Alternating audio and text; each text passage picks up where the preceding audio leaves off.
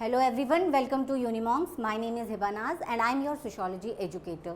चलिए आज का लेक्चर शुरू करते हैं और देखते हैं कि क्या पढ़ेंगे। हमने अपने प्रीवियस लेक्चर में सोशोलॉजी का फर्स्ट बुक शुरू कर दिया था, introducing Indian society, chapter 1 part 1। अगर आपने नहीं देखा है तो देखो, क्योंकि कॉन्टिन्यूटी फिर जब ही आएगी। आप ये पार्ट 2 भी अच्छे से जब ही समझ पाओगे जब आप पार्ट 1 अच्छे से देखोगे और पूरा देखोगे। ठीक है, तो पार्ट 1 में हमने सबसे पहले डिस्कस करा था सोशोलॉजी का कि सोशोलॉजी क्या है। उसके बाद हमने दो टर्म थे, कॉलोनियलिज्म और नेशनलिज्म, उसको थोड़ा सा समझा था। आज हम लेक्चर में पढ़ेंगे इंडियन प्लूरलिस्टिक सोसाइटी के बारे में, फिर मॉडर्नाइजेशन मॉडल देखेंगे कि क्या क्या फैक्टर्स थे इसमें, और उसके बाद हम प्रोसेस ऑफ सोशल चेंज देखेंगे कि कौन कौन से फैक्टर्स थे जो रिस्पॉन्सिबल थे इस सोशल चेंज के प्रोसेस के लिए।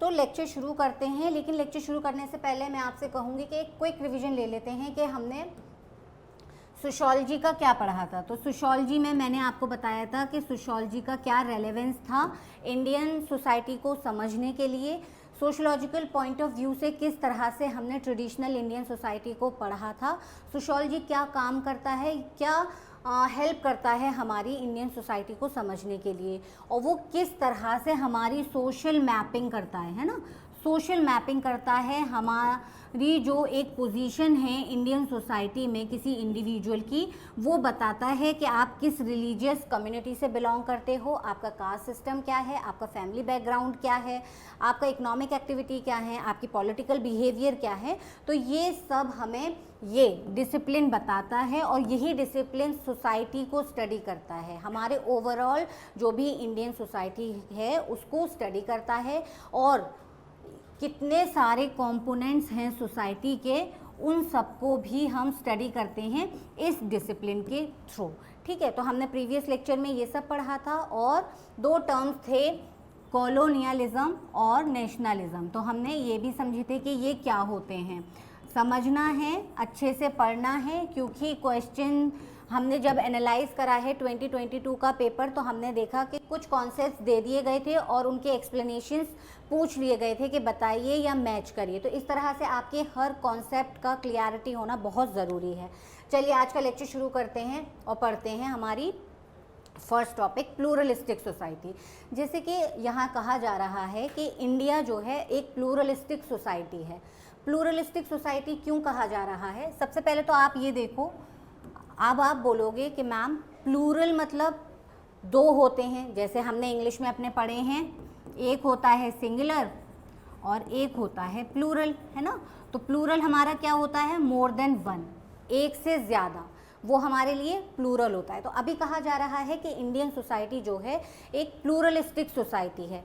तो आप बोलोगे कि मैम इंडिया क्या 2 सोसाइटी 3 सोसाइटी हैं? तो ऐसा नहीं है। प्लूरलिस्टिक सोसाइटी इसलिए बोला जा रहा है क्योंकि ये फुल ऑफ डाइवर्सिटीज़ हैं, इसके अंदर बहुत सारे ऐसे कॉन्सेप्ट्स हैं जिसकी वजह से इसको प्लूरलिस्टिक सोसाइटी बोला जा रहा है ना। अब वो डाइवर्सिटीज़ कौन कौन से हैं? देखो, अगर मैं एग्ज़ाम्पल दूं कि आप कोई रेस्टोरेंट में जा रहे हो और आपको कुछ अच्छा मील खाना है, तो आप क्या करोगे? आप 2-3 तरह के वैरायटी ऑर्डर करोगे, या घर पर हो तो घर पर अगर मम्मी से बोलोगे तो क्या बोलोगे?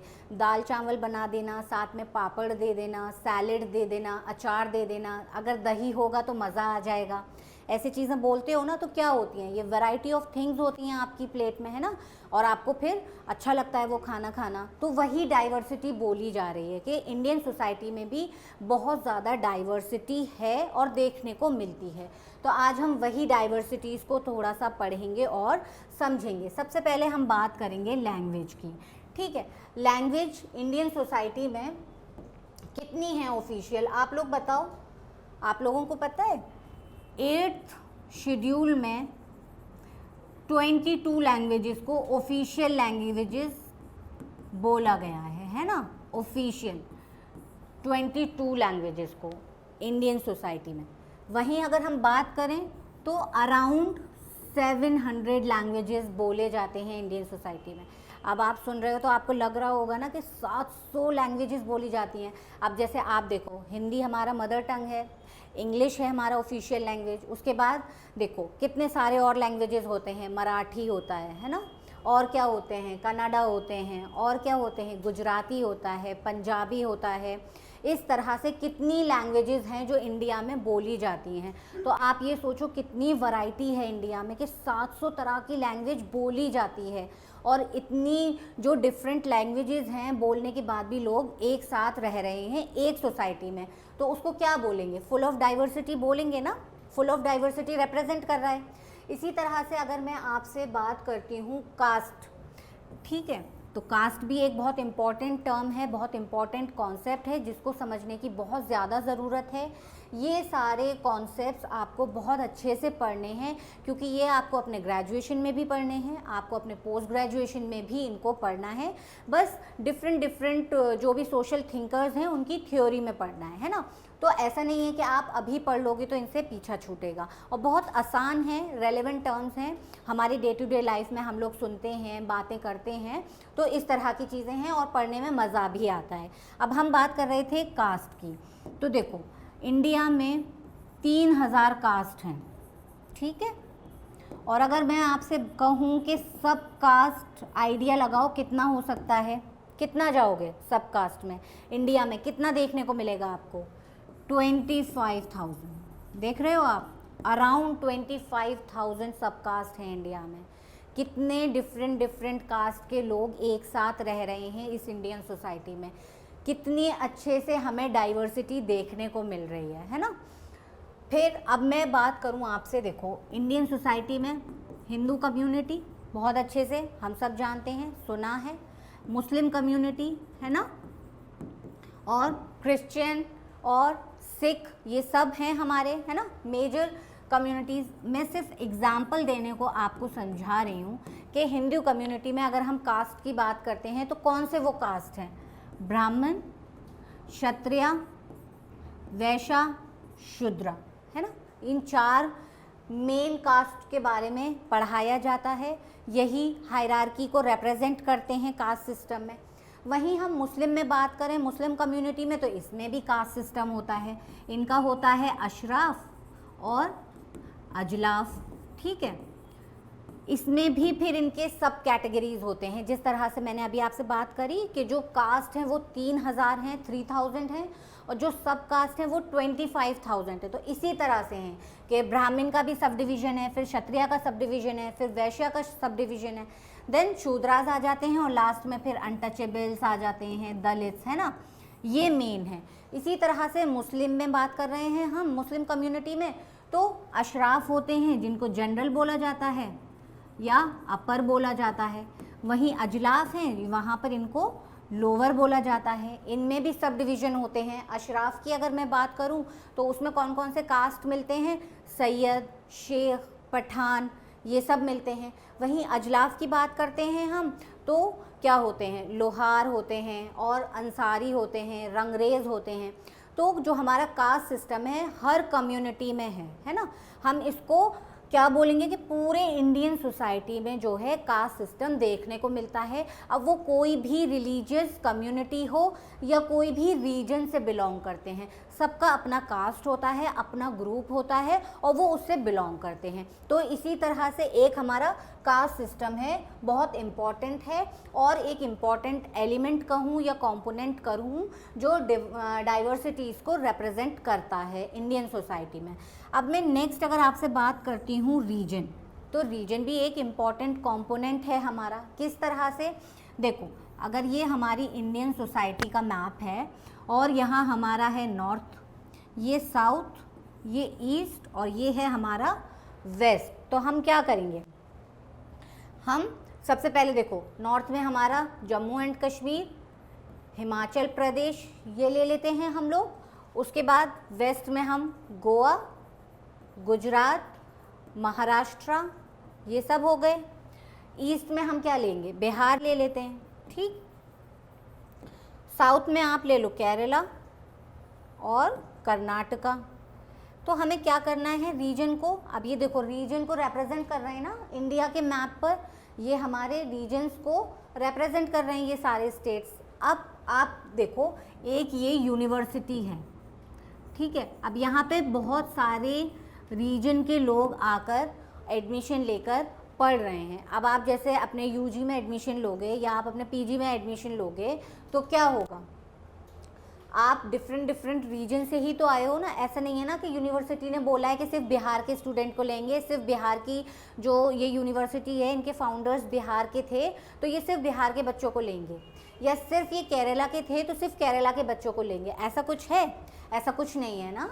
आप जहाँ से भी आओगे और आपने अगर एग्ज़ाम क्रैक करा है, आप मेरिट लिस्ट में आते हो तो आपको एडमिशन मिलेगा, है ना। तो क्या हो रहा है, इस यूनिवर्सिटी में डिफरेंट रीजन के लोग आकर आपके साथ उस एक क्लासरूम में बैठकर पढ़ाई करेंगे, है ना, अपना कोर्स कंप्लीट करेंगे। तो ये किसको रिप्रेजेंट कर रहा है, डाइवर्सिटी को रिप्रेजेंट कर रहा है कि किस तरह से इंडियन सोसाइटी में डिफरेंट रीजन के लोग एक साथ रहते हैं, कोऑपरेट करते हैं, कम्युनिकेट करते हैं और अच्छे से रहते हैं और डाइवर्सिटी को रिप्रेजेंट करते हैं।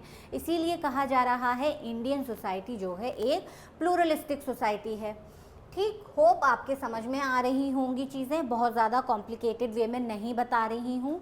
और अगर आपको कुछ ऐसा लग रहा है या समझ में नहीं आ रहा है तो आप मुझसे कमेंट सेक्शन में जाकर पूछ सकते हो। मैं कोशिश करूँगी कि आपको रिप्लाई करूँ और जो भी क्लियरिटी आपको चाहिए वो प्रोवाइड करूँ। चलिए आगे देखते हैं। अब हम बात कर रहे थे रिलीजन की, कि रिलीजन भी तो सोसाइटी का एक इम्पॉर्टेंट कंपोनेंट और एलिमेंट है ना। इसके बिना तो सोसाइटी देखने को ही नहीं मिलेगी। कितनी कम्युनिटीज़ हैं, जैसे मैंने अभी आपको बात करी थी कि हमारी हिंदू कम्युनिटी है, मुस्लिम कम्युनिटी है, देन क्रिश्चियन है, उसके बाद सिख, जैन, पारसीज़, ये सब हमारी कम्युनिटी हैं। अपने अपने ग्रुप से आते हैं, अपने अपने ग्रुप से लोग बिलोंग करते हैं, अपने अपने कल्चरल बिलीव्स हैं, अपने अपने प्रैक्टिसेस हैं, उनको फॉलो करते हैं और साथ में भी रहते हैं, है ना। जैसे अगर पर्दा सिस्टम की हम बात करते हैं तो क्या है, मुस्लिम कम्युनिटी का अपना बिलीफ सिस्टम और कल्चरल ट्रेट्स है ना, उसको वो फॉलो करते हैं। इसी तरह हिंदुइज़्म में अगर हम बात करें तो ये अपने जो भी ट्रेट्स हैं इनके ट्रेडिशनल, उनको फॉलो करते हैं। क्रिश्चियन की बात करें तो ये लोग जैसे इनको चर्च में जाना है, वहाँ जाके प्रेयर होती है तो ये अपने बिलीफ सिस्टम को फॉलो करते हैं। हिंदू की बात करते हैं तो वो टेम्पल्स में जाते हैं, वहाँ जाके प्रेयर करते हैं। इसी तरह से मुस्लिम कम्युनिटी में ये लोग मॉस्क में जाते हैं, वहाँ प्रेयर ऑफ़र करते हैं। तो ये सारे कम्युनिटीज़ जो हैं ये इंडियन सोसाइटी में रहते हैं, एक ही सोसाइटी में रहते हैं। कितने सारे कम्युनिटीज़ हैं जो एक साथ मिलकर रह रहे हैं ना इंडियन सोसाइटी को, तो क्या कर रहे हैं, ये डाइवर्सिटीज़ को रिप्रेजेंट कर रहे हैं, है ना। अब चलिए नेक्स्ट देखिए, नेक्स्ट क्या है, कस्टम। कस्टम क्या होते हैं, हमारे ट्रेडिशंस होते हैं, ट्रेडिशंस होते हैं, हमारे प्रैक्टिसेस होते हैं जो हम अपने करते आ रहे हैं। और ये इस तरह से होते हैं कि हमें सोचना समझना नहीं पड़ता है, हम चीज़ें सिर्फ करते आते हैं। जैसे मान लीजिए हम खाना खाने बैठते हैं तो हमें पहले जो हमारे हैंड्स हैं उनको वॉश करना होता है। तो साइंटिफिकली भी बोलते हैं, डॉक्टर्स भी बोलते हैं कि आपको क्या हाइजीन मेंटेन करनी चाहिए, आपको खाना खाने से पहले हाथ धोना है। लेकिन हमारे कुछ कल्चरल ट्रेट्स भी है ना, हमारे कस्टम है कि खाना खाने से पहले हाथ धोना है, खाना खाने के बाद हाथ धोना है ना। इसी तरह से और कस्टम क्या कहेंगे, जैसे हमारे एल्डर्स घर में आते हैं, है ना, गेस्ट आते हैं तो हम क्या करते हैं, उनको रेस्पेक्ट शो करने के लिए उनके जो फीट होते हैं उनको टच करते हैं या उनको नमस्ते ग्रीट करते हैं। तो ये सब क्या हैं, ये हमारे कस्टम्स हैं, हमारे ट्रेडिशंस हैं, हमारी प्रैक्टिसेस हैं जो हम करते आ रहे हैं। तो डिफरेंट लोगों के डिफरेंट कस्टम्स होते हैं। जैसे मुस्लिम कम्युनिटी के अपने कस्टम होते हैं, हिंदू कम्युनिटी के अपने कस्टम होते हैं और अपने अपने जो बिलीफ और कल्चरल ट्रेट्स हैं उनको फॉलो करता है और कोई किसी को रोकता भी नहीं है ना। तो वही सारी चीज़ें हैं कि इंडियन सोसाइटी इसीलिए तो फेमस है, वर्ल्ड वाइड क्यों फेमस है, कि इसमें इतनी ज़्यादा डाइवर्सिटी देखने को मिलती है और फिर भी इंडियन सोसाइटी में सब लोग इतने अच्छे से साथ में रहते हैं। तो होप आपको ये कॉन्सेप्ट समझ में आ रहा होगा, बिल्कुल परेशान नहीं होना है, बहुत इजी कॉन्सेप्ट है। बस ये सोचकर चलो ना कि इंडियन सोसाइटी हमारी एक सोसाइटी है जिसमें बहुत सारे रीजन के लोग, बहुत सारे रिलीजन को फॉलो करने वाले लोग, बहुत सारी कास्ट से बिलोंग करने वाले लोग एक साथ रहते हैं। अपने अपने जो भी उनका बिलीफ सिस्टम है, जो भी उनके प्रैक्टिसेस हैं, जो भी उनके कल्चरल ट्रेट्स हैं उनको फॉलो करते हैं। कोई किसी को डोमिनेट नहीं करता है ना, कोई किसी के बीच में इंटरफेयर नहीं करता है। और जो लोग जिस ग्रुप से बिलोंग करते हैं, जिस रीजन से बिलोंग करते हैं, अपनी अपनी लैंग्वेज बोलते हैं। तो ये हमारा टॉपिक आपको समझ में आया होगा, प्लूरलिस्टिक सोसाइटी। चलिए आगे देखते हैं। अब हम अभी इंडियन सोसाइटी की बात कर रहे थे, इंडियन ट्रेडिशनल सोसाइटी की। तो ये जो भी मैंने आपको अभी बताया यही सब था, है ना। हमारे सोसाइटी में यही सारी चीज़ें थी कि अलग अलग लोग एक साथ रहते थे, किसी को ज़्यादा कोई मतलब नहीं है, सब अपने जो भी कल्चरल ट्रेड्स हैं उनको फॉलो कर रहे हैं। तो उसके बाद क्या हुआ, जैसे मैंने आपको फिर प्रीवियस लेक्चर में बताया था कि ब्रिटिश रूल हुआ, है ना। ब्रिटिशर्स आए इंडियन सोसाइटी को, फिर एक्सप्लॉइट करा उन्होंने बहुत सारा। तो उसके बाद क्या हुआ, सेंस ऑफ बिलोंगिंगनेस आई लोगों में, है ना। लोग जागरूक हुए, यूनिटी आई कि हम तो एक हैं, हमें ये एक्सप्लॉइट क्यों कर रहे हैं, हम लोगों का स्ट्रेंथ इन लोगों से ज़्यादा है, हमें इन्हें बाहर निकालना चाहिए, अपनी कंट्री को फ्री करवाना चाहिए। तो जो स्ट्रगल मूवमेंट्स थे फिर वो चले, है ना। जो न्यू क्लासेस और जो हमारे न्यू कम्युनिटीज़ थे वो एमर्ज्ड हुए, उन्होंने बहुत ज़्यादा स्ट्रगल करा फ्रीडम के लिए। फिर क्या हुआ, तो हमारी सोसाइटी में डेमोक्रेसी देखने को मिली, डेमोक्रेसी आई। तो जो ट्रेडिशनल स्ट्रक्चर था इंडियन सोसाइटी का उसमें थोड़े से चेंजेस देखने को मिले। जब थोड़े चेंजेस देखने को मिले तो वो चेंजेस क्या थे, वो थे मॉडर्नाइजेशन के चेंजेस, मॉडर्नाइजेशन और कैपिटलिस्टिक। क्योंकि इंडियन सोसाइटी का जो social, cultural, political, economical, administration था उसमें चेंजेस आने लगे थे, है ना। डेमोक्रेसी आई, लोगों के वेलफेयर के बारे में सोचा गया, तो हर फील्ड में इम्प्रूवमेंट्स हुए, हर फील्ड में चेंजेस देखने को मिले। और वो सब क्या थे, मॉडर्नाइजेशन के थ्रू। तो वही सब चीज़ें क्या थी, कौन से फैक्टर्स थे, वो हम लोग देख लेते हैं कि ऐसे कौन से फैक्टर्स थे या स्टेप्स थे जिनकी वजह से मॉडर्नाइजेशन मॉडल को एक्सपीरियंस करा गया या ये इंडियन सोसाइटी में आया। तो सबसे पहले देखो सोशलिज्म। सोशलिज्म क्या है, सोशलिज्म की बात होती है, बहुत टर्म अब सुनाई देता है, कुछ सालों से ही आया है ये। तो सोशलिज्म का मतलब था इक्वल फॉर ऑल, है ना, इक्वल फॉर ऑल। पहले क्या होता था, जब ब्रिटिशर्स थे तो वो एक्सप्लॉइट करते थे, इक्वालिटी नहीं थी वहाँ पर, है ना, हायरार्की को मेंटेन करते थे। क्या रहता था, ओनर्स, जैसे हम कार्ल मार्क्स का थियरी अपने आप 12th के एनसीईआरटी में पढ़ चुके हो, क्या होता था, जो ओनर्स होते थे वो वर्कर्स को एक्सप्लॉइट करते थे, है ना, डोमिनेट करते थे। तो क्या बोला था फिर कार्ल मार्क्स ने कि एक ऐसा टाइम आएगा जब सोसाइटी अभी तो उसने कैपिटलिस्ट की बात करी थी कि ये कैपिटलिस्ट सोसाइटी है कि जो ओनर हैं वो एक्सप्लॉइट करते हैं लेबर को। लेकिन एक सोसाइटी ऐसी आएगी जब सोशलिस्ट सोसाइटी होगी, जहाँ पर कोई ओनर नहीं होगा, यहाँ पर कोई वर्कर नहीं होगा, सबका इक्वल शेयर होगा। तो वही चीज़ है सोशलिज्म, है ना। इक्वालिटी की बात हो रही थी कि मान लीजिए कोई प्रॉपर्टी ख़रीदी है आपने, हम मानते हैं कि 10 लाख रुपए की किसी ने प्रॉपर्टी ख़रीदी, है ना। 10 लोग थे, 10 लाख की प्रॉपर्टी ख़रीदी, तो क्या हुआ, 1-1 लाख रुपए सबने मिलाया और वो 10 लाख हुए और प्रॉपर्टी ख़रीद ली।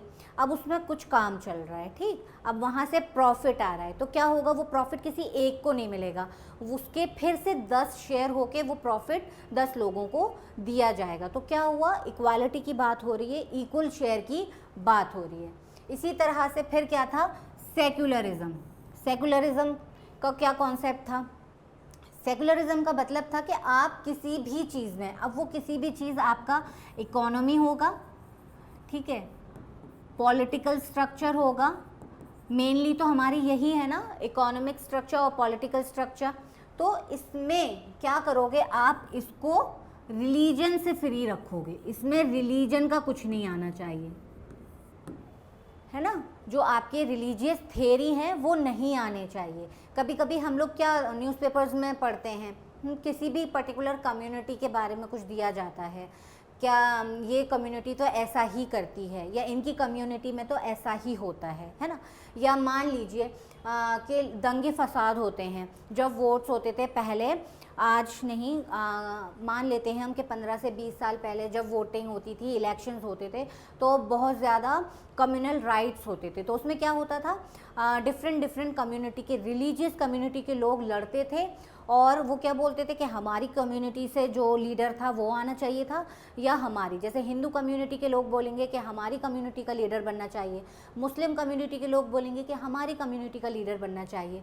तो क्या कहा गया था कि रिलीजन को पॉलिटिक्स से और इकोनॉमिकल स्ट्रक्चर से बाहर रखना है ना। उसमें रिलीजियस कुछ नहीं होगा, स्पिरिचुअलिटी कुछ नहीं होगी, इन कॉन्सेप्ट्स को बाहर रखना है, ठीक है।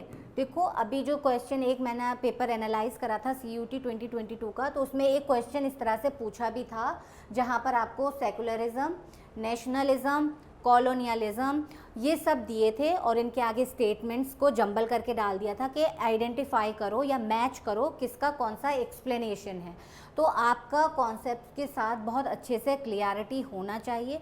मैं बहुत लंबा लंबा इस पर इसलिए नहीं बोल रही हूँ, सिर्फ शॉर्ट एंड क्रिस्प मैं आपको 2-2 लाइन में बता रही हूँ ताकि क्लियरिटी रहे कि इसका मेन जो मीनिंग है वो क्या है। तो आपको याद रखना है कि सोशलिज्म का मतलब है इक्वालिटी की, है ना, इक्वल फॉर ऑल या ऑल, या फिर ओनरशिप ऑफ ऑल, कोई भी चीज़ की है ना, इस तरह से। अब हम बात कर रहे हैं सेकुलरिज्म की, तो वही बात कर रहे हैं कि religion should not be included, religion should not be involved in any economic activity और पॉलिटिकल स्ट्रक्चर, ठीक है, ये चीज़ याद रखनी है। आगे देखो, इम्पीरियलिज्म, इम्पीरियलिज्म कहें या फिर कॉलोनियलिज्म, ये हमने पढ़ा था अपने फर्स्ट लेक्चर में। क्या था ये? एक कंट्री जो पावरफुल है वो दूसरी कंट्री को टेक ओवर कर ले, एक्सप्लॉइट करे, उस चीज़ को बोलते हैं अपने बेनिफिट के लिए या अपने प्रॉफिट के लिए। तो इंडियन सोसाइटी पे जो था वो कौन थे? ब्रिटिशर्स थे। ब्रिटिश ने रूल करा, इंडियन सोसाइटी को एक्सप्लॉइट करा, तो उसी प्रोसेस को इम्पीरियलिज्म और कॉलोनियलिज्म कहेंगे। अब आप बोलोगे मैम 2 टर्म क्यों फिर, जब एक ही मतलब है? तो बस आप इस तरह से समझ सकते हो कि अगर जब ये चीज़ प्रैक्टिकल हो रही है ना, जब ये चीज़ प्रैक्टिकल हो रही है, मतलब ब्रिटिशर्स ने इंडियन सोसाइटी पर रूल करा, इसमें कोई डाउट नहीं है ना, हम सबको अच्छे से पता है, मॉडर्न हिस्ट्री में हम सब पढ़ते भी हैं इसको, तो ये कॉलोनियलिज्म था। लेकिन इसी को अगर हम बोलें कि ये इस चीज़ को करने का आइडिया, तो उसको हम इम्पीरियलिज्म बोलेंगे, है ना। सिर्फ इस चीज़ में आप डिफ्रेंशिएट कर सकते हो, प्रैक्टिकलिटी में और आइडिया में, सिर्फ डिफरेंस कुछ भी नहीं है। अगर आपको ये दोनों टर्म में से कोई एक दिया है और बोला जाता है कि एक पावरफुल कंट्री या फिर पोर्शन जो है दूसरे को डोमिनेट और एक्सप्लॉइट कर रहा है अपने फ़ायदे के लिए, तो इसका यही मतलब होगा, ठीक। देखो फिर इंडस्ट्रियलिज्म, ये सारे फैक्टर्स किस चीज़ के लिए रिस्पॉन्सिबल हैं, समझ में आ रहा है ना? मॉडर्नाइजेशन मॉडल के लिए, है ना। मॉडर्नाइजेशन किस तरह से इंडियन सोसाइटी में आया? अभी तो हमने प्लूरलिस्टिक की बात कर रहे थे, है ना, और उससे पहले हमने ब्रिटिश रूल पढ़ा था, तो फिर मॉडर्नाइजेशन का प्रोसेस आया कैसे? तो यही सारे फैक्टर्स हैं जिनके बारे में बात हो रही थी, या कुछ ऐसे प्रोसेसेस चल रहे थे इंडियन सोसाइटी में जिससे ये सब देखने को मिल रहा था और इंडियन सोसाइटी में मॉडर्नाइजेशन आ रहा था। तो हम बात कर रहे थे इंडस्ट्रियलिज्म की। तो इंडस्ट्रियलिज्म क्या था? जहाँ पर मशीन्स हो रहे थे प्रमोट, है ना, जो आपका लेबर वर्क था उसको रिप्लेस करा जा रहा था मशीन से, एंटरप्रेन्योरशिप चल रहे थे, इंडस्ट्रीज़ बनाई जा रही थी लोगों के लिए, एम्प्लॉयमेंट जनरेशन के लिए, है ना। तो इंडस्ट्रियलिज्म आया। पहले क्या था? इंडियन सोसाइटी जो मोस्टली बेस्ड कर रही थी किस पर थी? वो एग्रीकल्चर पर थी, है ना, फार्मिंग पर, कल्टीवेशन पर थी। बट जब इंट्रोड्यूस हुआ ये इंडस्ट्रियलिज्म आया, इंडस्ट्रीज़ बनाए गए, तो क्या हुआ? थोड़ा सा मॉडर्नाइजेशन हुआ ना सोसाइटी में, लोगों को एम्प्लॉयमेंट भी मिला, लाइफस्टाइल भी इसकी वजह से उनकी चेंज हुई। वो एग्रेरियन सोसाइटी से मूव ऑन हुए, इंडस्ट्रियल एरियाज़ में आए, वहाँ उनको एम्प्लॉयमेंट मिला, वहाँ उनकी लाइफस्टाइल चेंज हुए। फिर क्या हुआ? नेशनलिज्म, है ना। जैसे हमने पढ़ा था कि कॉलोनियलिज्म था, ब्रिटिश रूल था, एक्सप्लॉइट कर रहे थे, सेंस ऑफ बिलोंगिंग लोगों में आए, यूनिटी का एहसास हुआ, रिवोल्ट करा, अपनी वॉइस रेज करी ब्रिटिशर्स के अगेंस्ट, तो क्या हुआ? फिर फ्रीडम मिला ना उन लोगों को, ब्रिटिशर्स थे। उसी सारे प्रोसेस को क्या कहा गया था? नेशनलिज्म। तो नेशनलिज्म भी एक इम्पॉर्टेंट फैक्टर है हमारे मॉडर्नाइजेशन मॉडल का। उसके बाद हमारा डेमोक्रेसी आया। डेमोक्रेसी में क्या था? लोगों के लिए सोचा गया, है ना, लोगों के लिए सोचा गया, रूल्स बनाए गए। तो क्या था ये?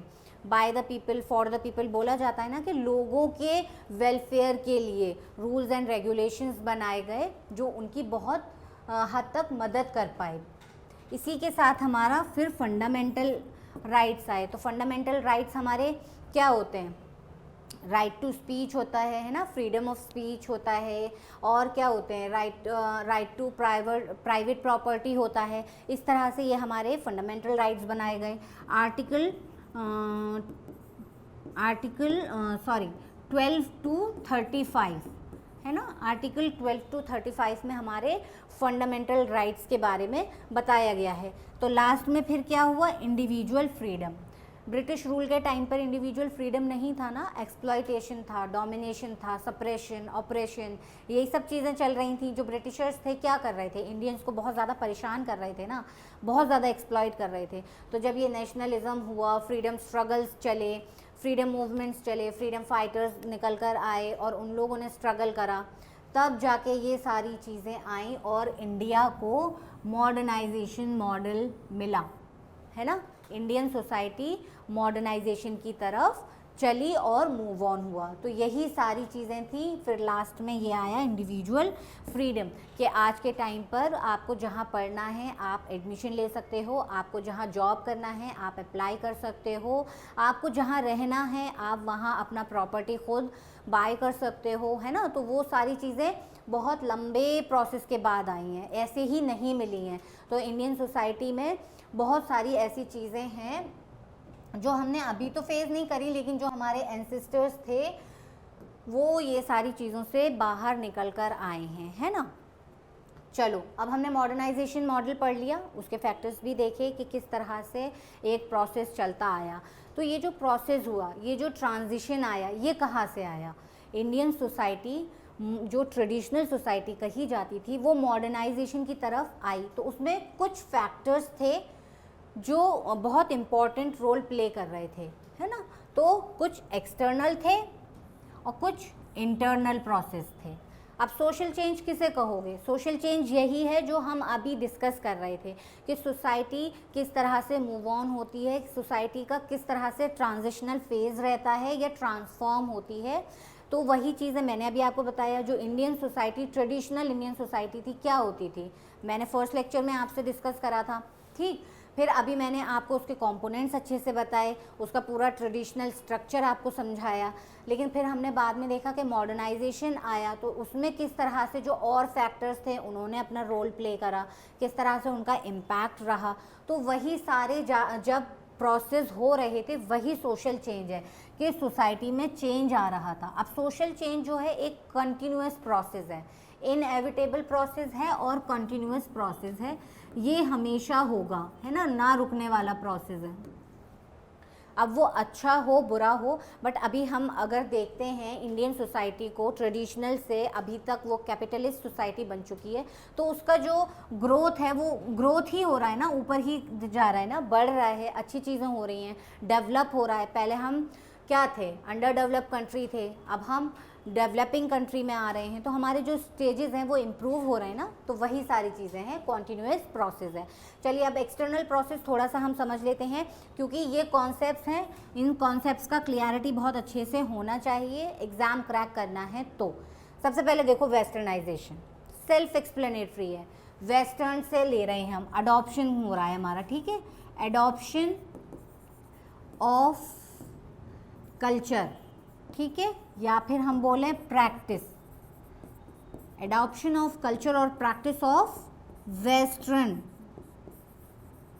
कुछ भी हम बाहर का ले रहे हैं, अडॉप्ट कर रहे हैं। अब उनका कल्चर में क्या लेते हैं हम मोस्टली, देखो उनके क्लोथिंग पैटर्न्स। अभी तो हम फूड पैटर्न पे भी जा रहे हैं, फूड ईटिंग पैटर्न्स। कितने सारे जो आउटलेट्स हैं, इंटरनेशनल आउटलेट्स हैं, वो खुले हुए हैं और हम वहाँ जाते हैं, मैकडी जाते हैं, KFC जाते हैं, टिम हॉर्टन आ गया है, वहाँ जाते हैं, स्टारबक्स चाहिए। तो वो सब क्या है, वेस्टर्नाइजेशन का प्रोसेस है ना। क्या हो रहा है, हम वेस्टर्न कल्चर को अडॉप्ट कर रहे हैं, अपने लाइफस्टाइल में उसको इंक्लूड कर रहे हैं। तो वेस्टर्नाइजेशन क्या हुआ हमारा, अडॉप्शन ऑफ वेस्टर्न कल्चर। इसी तरह से हम मॉडर्नाइजेशन की बात करेंगे तो मॉडर्नाइजेशन, कंफ्यूज नहीं होना है दोनों चीज़ों में, दोनों कॉन्सेप्ट में। वेस्टर्नाइजेशन का मतलब है वेस्टर्न कल्चर को, प्रैक्टिस को अडॉप्ट करना। मॉडर्नाइजेशन का मतलब होता है ट्रांसफॉर्मेशन, है ना, ट्रांसफॉर्मेशन होता है, वो भी किस चीज़ का, transformation from traditional to modern, traditional to modern. अब मैं आपको अगर एग्जांपल दूं कि जैसे आपकी एनसीईआरटी की बुक में भी ये एग्जांपल दिया है और इस बार सवाल भी पूछा गया था कि आपको कोई पूजा करवानी है, हवन करवाना है, ठीक है, तो उसके लिए आप ऑनलाइन बुकिंग कर सकते हो। पहले क्या होता था, पंडित जी के घर जाना है, पंडित जी को बुला कर लाना है, उनसे पूरा शेड्यूल पूछना है, कब वो फ्री होंगे, कब घर पर आएंगे और जब पूजा कर पाएंगे। लेकिन अभी आपका क्या है, आप उनको फ़ोन पे, आप उनको ऑनलाइन, आप उनके जो भी उनका वेबसाइट है वहाँ जाकर उनको बुक कर सकते हो और फिर वो आकर आपकी पूजा करवा देंगे। तो क्या हो रहा है, ये ट्रांसफॉर्मेशन हो रहा है ट्रेडिशन से मॉडर्न की तरफ। तो ये हमारा कौन सा प्रोसेस है, मॉडर्नाइजेशन। चलिए सेकुलराइजेशन की बात हो रही है, तो सेकुलराइजेशन क्या होगा, मैंने अभी थोड़ी देर पहले बताया था सेकुलरिज्म का कि हमको इसको क्या रखना है, रिलीजन से फ्री रखना है। तो क्या होगा यहाँ पे, डिसएसोसिएशन, ठीक है, डिसएसोसिएशन फ्रॉम रिलीजन, डिसएसोसिएशन रखना है, ठीक है। रिलीजन नहीं होना चाहिए किसी भी चीज़ में। अगर आप पॉलिटिकल एक्टिविटी में इन्वॉल्व हो रहे हो तो आपको न्यूट्रल होना है, आपको अपना रिलीजन ट्रेड्स और जो भी आपका जो स्पिरिचुअलिटी बोले वो लेकर नहीं आना है। और अगर आप इकोनॉमिक स्ट्रक्चर की बात करोगे तो वहाँ पर भी आपको कुछ इस तरह से नहीं सोचना कि हिंदू कम्युनिटी से बिलोंग करते हैं तो इनको ज़्यादा दे दो, मुस्लिम कम्युनिटी से बिलोंग करते हैं तो इनको ज़्यादा दे दो, क्रिश्चियन कम्युनिटी से बिलोंग करते हैं तो इन्हें ज़्यादा दे दो। या मैं अभी आपको बता रही थी कि पॉलिटिकल एक्टिविटीज़ की बात करें तो कि मेजॉरिटी में हिंदू कम्युनिटी हैं तो उनका रिजर्वेशन ज़्यादा कर दो, मेजॉरिटी में मुस्लिम कम्युनिटी है तो उनका रिजर्वेशन ज़्यादा कर दो। ऐसा नहीं करना है, आपको रिलीजन फ्री होना है। आपका जो थॉट प्रोसेस है वहाँ पर ये चीज़ नहीं होनी चाहिए, ठीक। तो इसको हम सेकुलराइजेशन बोलेंगे। फिर हम बात कर रहे हैं इंडस्ट्रियलाइजेशन की। तो इंडस्ट्रियलाइजेशन का क्या मतलब हुआ, इंडस्ट्रीज़ बनाए गए, ठीक है, और मैन पावर से ज़्यादा मशीन्स पे फोकस करा गया, मशीन्स को लेकर आया गया प्रॉफिट बढ़ाने के लिए, मैन पावर कम करने के लिए, तो इंडस्ट्रियलाइजेशन हुआ। तो ये सारे हमारे एक्सटर्नल प्रोसेस हैं जिसकी वजह से इंडियन सोसाइटी में क्या होता है, सोशल चेंज देखने को मिलता है। देखने को भी मिलता है ना, वेस्टर्नाइजेशन की वजह से लोगों का क्या है, क्लोथिंग पैटर्न चेंज हो रहा है और फूड ईटिंग पैटर्न्स चेंज हो रहे हैं, लाइफस्टाइल चेंज हो रहा है ना। घर में अब आप जाके देखो, पहले के घर कैसे होते थे, बड़े होते थे, खुले खुले होते थे, बहुत सारे कमरे, आंगन होता था, है ना, वो सारी चीज़ें होती थी। अब जो चल रहा है इंफ्रास्ट्रक्चर या आर्किटेक्चर बोलें तो किस तरह से बड़े बड़े घर होते हैं लेकिन बंद होते हैं, एसी लगवाना है तो पूरा पैक होना चाहिए, ये सब चीज़ें। तो ये सब क्या है, वेस्टर्न कल्चर को हम लोग अडॉप्ट कर रहे हैं। वही मॉडर्नाइजेशन भी देखने को मिल रहा है कि अगर पूजा भी करवानी है तो पहले बुला कर ले आते थे पंडित जी को, अब तो ऑनलाइन बुकिंग कर लेते हैं कि 4 दिन पहले बुक कर लिया था, अब वो खुद आके कर लेंगे क्योंकि उनका काम है, उन्होंने बुक कर लिया, पैसे ले लिए।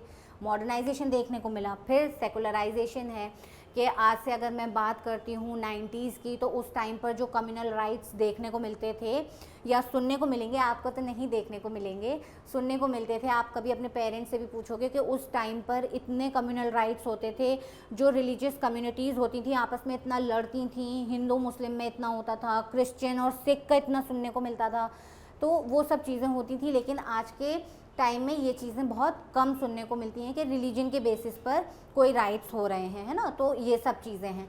वहीं अगर मैं इंटरनल प्रोसेस की बात करती हूँ तो हमारे 2 इंटरनल प्रोसेस हैं जिसकी वजह से हमें सोसाइटी में सोशल चेंज देखने को मिलता है। तो सबसे पहला है हमारा एम.एन. श्रीनिवास का टर्म है संस्कृताइजेशन, ठीक है, आपने पढ़ा है अपने एनसीईआरटी में, और ये आपको ग्रेजुएशन में भी पढ़ना है, पोस्ट ग्रेजुएशन में भी पढ़ना है। वही ना, इतना मुश्किल नहीं है, लग रहा है आपको, लेकिन वही सारी चीज़ें हैं। अभी थोड़ा पढ़ना है, थोड़ा फिर ग्रेजुएशन में और थोड़ा पोस्ट ग्रेजुएशन में पढ़ोगे तो बहुत अच्छे से समझ में आएगा। तो संस्कृताइजेशन किस तरह से सोशल चेंज ला रहा था सोसाइटी में, कि हमारे जैसे उन्होंने स्टडी करा कि ब्राह्मण थे, क्षत्रिय थे, वैश्य थे, शूद्र थे, तो जो लोअर कास्ट थी वो इमिटेट करती थी लाइफस्टाइल अपर कास्ट के लोगों का, है ना। वो उनकी तरह बनना चाहते थे, वो उनकी तरह कपड़े पहनना चाहते थे, खाना खाना चाहते थे। इसी तरह से ज़रूरी नहीं है शूद्र, आपसे ऊपर जो भी है ना, आपके जो भी आपका कास्ट है उससे ऊपर जो भी था उन्हें इमिटेट करने की कोशिश करते थे। तो वही इसमें भी सोशल चेंज प्रोसेस जो था वो देखने को मिल रहा था। इसी तरह से अर्बनाइजेशन की बात करें तो अर्बनाइजेशन भी एक इंटरनल प्रोसेस है। किस तरह से रूरल सोसाइटी के लोग अर्बन सोसाइटी में मूव कर रहे थे for employment, for job opportunities ही कहेंगे, या फिर फॉर एजुकेशन पर्पज़, है ना। किस तरह से लोग अपने बच्चों को पढ़ाना चाहते थे तो गांव से भेजते थे, या बोलें कि काम नहीं मिलता था गांव में, विलेजेस में, तो वो फिर अर्बन एरियाज़ में जाके काम करते थे, क्योंकि जो इंडस्ट्रीज़ थी कहाँ बनाई जाती थी, ना बिल्कुल रूरल में बनाई जाती थी ना बिल्कुल अर्बन एरिया में, सब अर्ब्स में बनाई जाती थी, रूरल एरियाज़ के बाहर या पास और अर्बन एरियाज़ के बराबर में, है ना। तो वहाँ जाते थे वो लोग काम करने। तो ये एक प्रोसेस था जिसकी वजह से सोसाइटी में, इंडियन सोसाइटी में सोशल चेंज देखने को मिल रहा था। तो यही हमारे एक्सटर्नल और इंटरनल प्रोसेसेस थे। वहीं कुछ स्टेप्स भी थे जो मॉडर्नाइजेशन के मॉडल में हेल्प कर रहे थे। तो देखो, मैकेनिकल टेक्निक्स आई प्रोडक्शन में। पहले क्या होता था, एग्रीकल्चर सोसाइटी थी, फार्मिंग, कल्टीवेशन ये सब चलता था, बहुत ज़्यादा मशीन्स नहीं थी।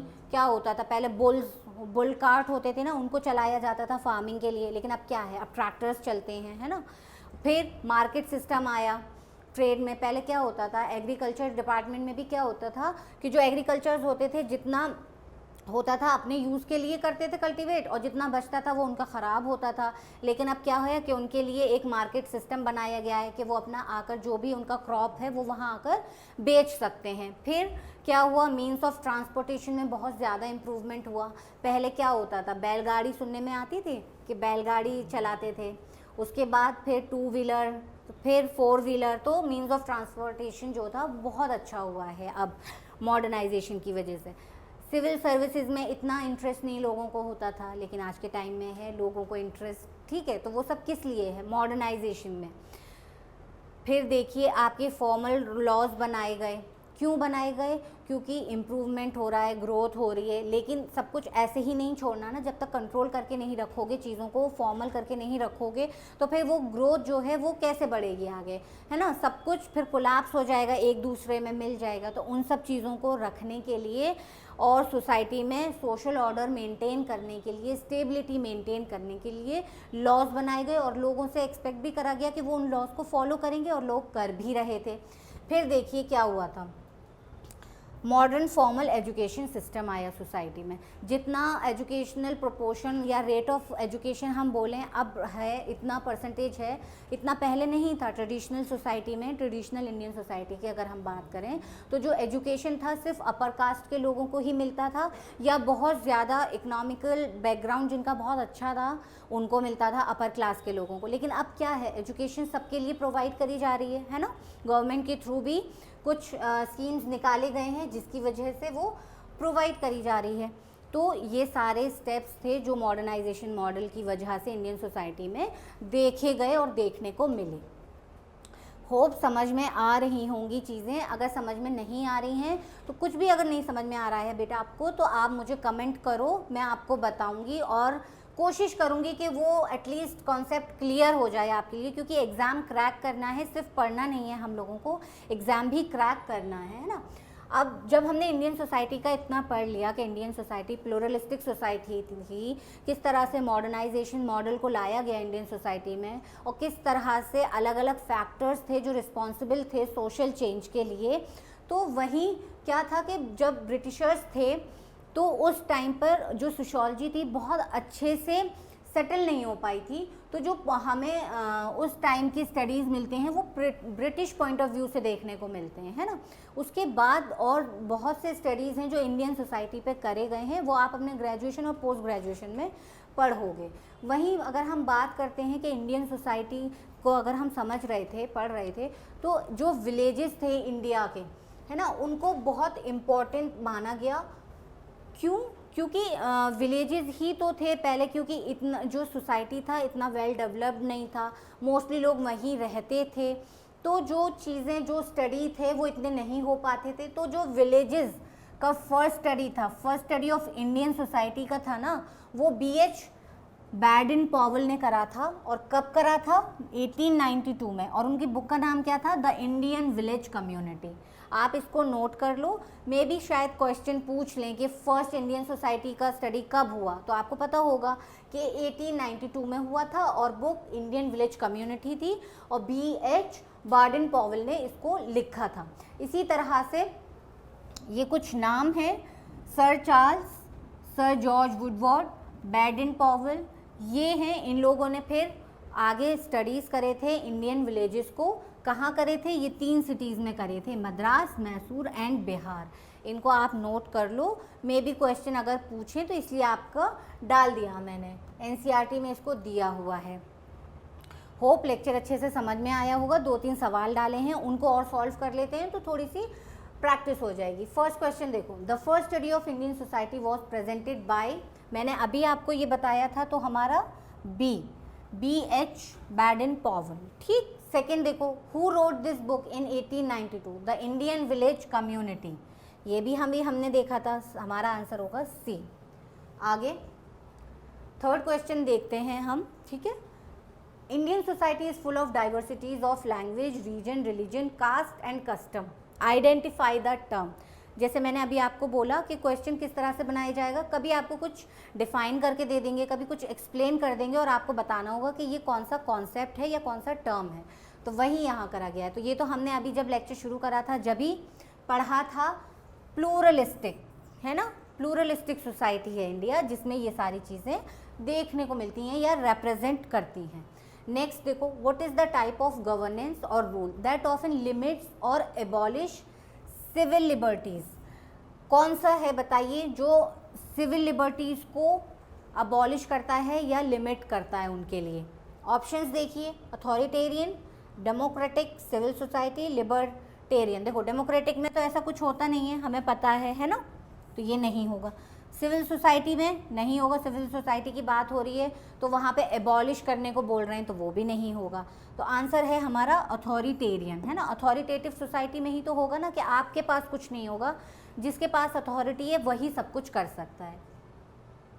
तो इस तरह से हमारा ये लेक्चर पूरा हो गया है। अगर आपको ये अच्छे से समझ में आया है तो अपने फ्रेंड्स के साथ भी इसको शेयर कर लो, उनको भी साथ में देखो, बैठो, पढ़ो, ताकि अगर आपको कुछ लगता है कि हमें बैठ कर डिस्कस करना चाहिए तो आप डिस्कस करो। और अगर आपको लगता है कि नहीं मैम ने कुछ ऐसा बोला या वैसा बोला है तो आप मेरे साथ कमेंट में जाकर भी शेयर कर सकते हो। मुझे बहुत अच्छा लगेगा आप लोगों से इंटरेक्ट करके, और मुझे पता भी चलेगा कि आपके समझ में आ रहा है या नहीं। तो आपको ये वीडियो अगर अच्छा लगा है तो please like, share and subscribe our channel. Thank you so much.